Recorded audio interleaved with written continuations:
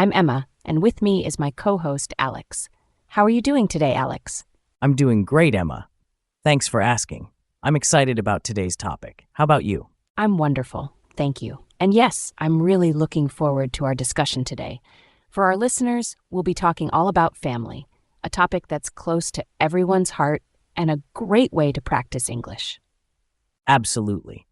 Whether you're just starting to learn English or looking to improve your skills, talking about family is a fantastic way to expand your vocabulary and practice everyday conversations. That's right, Alex. So let's dive right in. Why don't we start by introducing our own families? I'll go first. I come from a relatively small family. I have one older brother, and we were raised by our parents in a small town. How about you, Alex? Well, my family situation is a bit different. I come from what you might call a blended family. My parents divorced when I was young and both remarried. So now I have step-parents, step-siblings, and half-siblings. It's quite a big family gathering when we all get together. That's fascinating, Alex. Your family structure gives us a great opportunity to introduce some important vocabulary. Listeners, did you catch the terms Alex used? He mentioned blended family, step-parents, step-siblings, and half-siblings. Alex, could you explain these terms for our audience? Of course. A blended family is when two separate families come together through marriage. Step-parents are the new spouses of your biological parents. Step-siblings are the children of your step-parent from a previous relationship. And half-siblings share one biological parent with you. Excellent explanation, Alex. Now let's talk about family roles and relationships. In English, we have specific terms for different family members. Can you name some, Alex? Sure. We have terms like grandfather and grandmother, often called grandpa and grandma for short.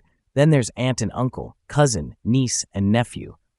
Oh, and don't forget about in-laws. Great list. Let's break those down a bit. Your aunt is your parent's sister, and your uncle is your parent's brother. A cousin is the child of your aunt or uncle. Your niece is your sibling's daughter, and your nephew is your sibling's son. And in-laws are relatives by marriage, right? Like your brother-in-law would be your spouse's brother. Exactly. Now let's move on to some common phrases we use when talking about family. One I often hear is, I take after my father. What do you think that means, Alex? I believe it means you resemble your father in some way, either in appearance or behavior. That's spot on. Another phrase is to run in the family. For example, musical talent runs in my family. This means that many people in the family share this trait or ability. Oh, I've got one. The black sheep of the family. This refers to a family member who's different from the rest or doesn't fit in as well. Excellent example, Alex. Now let's talk about family traditions. These can vary greatly between cultures. In my family, we have a tradition of having a big Sunday dinner together every week. Do you have any family traditions, Alex? We do. Every year on New Year's Eve, my entire extended family gets together. We cook a huge meal, play games, and at midnight we all go outside to watch fireworks. It's always a lot of fun. That sounds wonderful. Listeners, can you think of any family traditions you have? Practicing English by describing your family traditions is a great exercise. Absolutely. And speaking of exercises, Emma, why don't we give our listeners a little challenge? Great idea, Alex. Listeners, here's your task. Try to draw your family tree and label each person in English.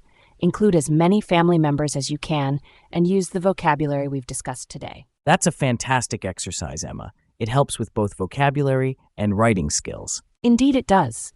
And remember, if you're struggling with any terms, you can always pause the podcast and look them up. Learning a language is a journey, and it's okay to take it one step at a time. Absolutely.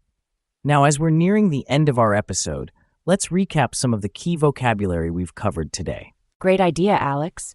We talked about immediate family members like parents, siblings, and grandparents. We also discussed extended family like aunts, uncles, and cousins.